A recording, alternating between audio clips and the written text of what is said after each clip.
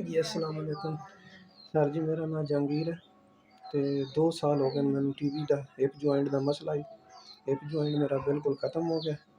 तो ਉਹਦੇ वास्ते डॉक्टर ने ਜਿਹੜਾ ना 3 ਤੋਂ 4 ਲੱਖ रुपया दसिया, लेकिन हुण मेरी हड्डी नाल टुट भी गई है। तो बहुत ही मजबूर है सर जी, कोई मतलब नहीं, कोई मदद करने वाला नहीं सिवा अल्लाह की ज़ात तो। या 3 बच्चे भी हैं सर जी अपने, 3 मेरे बच्चे हैं।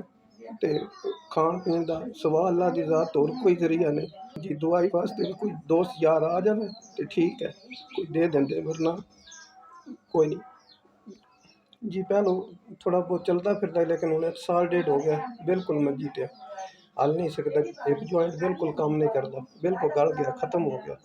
बच्चे बस मांग तांग के अपना गुजारा कर लेंगे, बस वो अल्लाह की ज़ात होर कोई जरिया नहीं जी। 10 11 12 13 14 15 जी भाई जी, तुहाडी तरफों अल्लाह ताला तुहानू होर देवे। मेरी हेल्प तुसां जिहड़ी कीती है बड़ी मेहरबानी है। मेरे बच्चों का कोई रोज़ी का जरिया बन गया। मैं तो मजबूर बंदा, ना चल सकना, ना उठ सकना, ना बह सकना। तो ये जिहड़ा तुसीं कीता है, अल्लाह ताला तुहानू इहदी होर तौफीक देवे, अजर देवे। और मैं तो मजबूर बंदा दुआ ही कर सकना तुहाडे हक विच।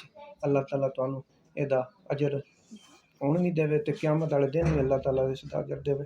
ते बाकी दुआ गो असी ते अल्लाह ताला तुहाडी ज़िंदगी करे। ते जी तुहाडे पैसे जिहड़े 15,000 रुपया तुसीं दित्ता है, वो साडे कोल पहुँच गया। अल्लाह ताला इन्हां दी भी ज़िंदगी करे, तुहाडी भी ज़िंदगी करे जनाब। ते आमीन।